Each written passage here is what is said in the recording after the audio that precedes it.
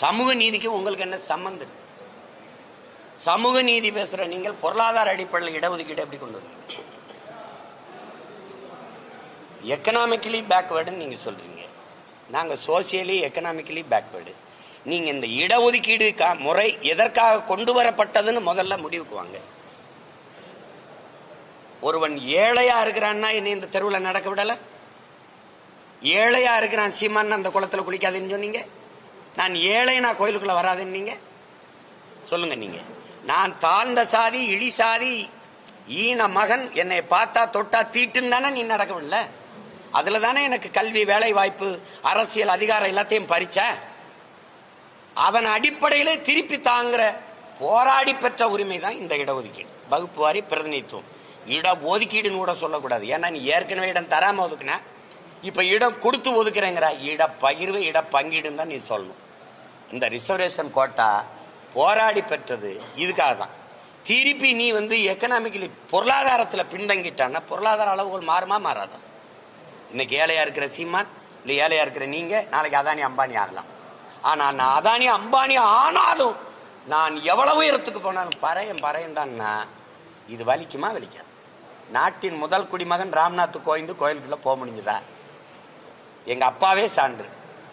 ஆக பெரிய இசை மேதைலாம் சொல்லக்கூடாது. இசை இறைவன், இசை அவதாரம்.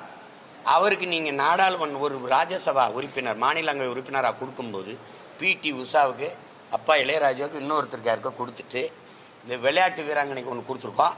அப்பாவை கொடுக்கும்போது அவங்க என்ன பண்ணுறாங்க, தலித்து ஒருவருக்கு கொடுத்துருக்கோன்ற இருக்கு. செய்தியில் வேணா நீங்க பார்க்கலாம். எங்க அப்பாவுக்கு தகுதி பார்த்து கொடுத்தியா, தலித்தும் கொடுத்தியா? அப்ப இவ்வளவு உயரத்துக்கு போய் தொட்ட ஒரு மகனுக்கே நீ சாதிய மேல அந்த இழிவை நீ போக முடியல, நீ எடுக்க மாட்டிய.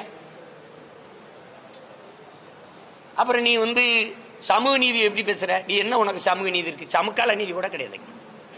சாதி வாரி கணக்கெடுப்பு எடுக்குமா பிஜேபி? எடுக்க சொல்லுவாரா என் தம்பி அண்ணாமலை? எடுக்க சொல்லுவாரா? சொல்லுங்க. எடுக்குமா? காங்கிரஸ்ல சகோதரர் ராகுல் காந்தி இப்ப பேசுறா அப்படி. ஏன்னா நேத்தான் கட்சி ஆரம்பிச்சு இப்பதான் எதிர்கட்சியா வந்திருக்க மாதிரி பேசுற. எடுக்க மாட்டார்கள். பெரியார் பேரை சொன்னவர்களே எடுக்கலையே. இங்க எதுக்கு இவங்களுக்கு என்ன சமூக நீதி இருக்குது? தம்பி, ஒரு கோட்பாடு தான். எண்ணி கொடு, எடுத்து கொடுக்காத.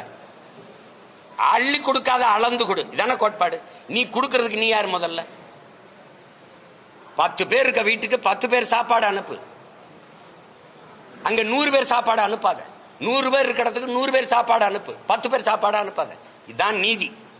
மாறி அனுப்புனா அநீதி. அதான் இங்க நடக்கிற சண்டை. அது தெரியாம நீங்க சமூக நீதிக்கு நாங்க என்னைக்கு எதிர்த்தோம்னா நீங்க என்னைக்கு ஆதரிச்சிருக்கீங்க சொல்லுங்க.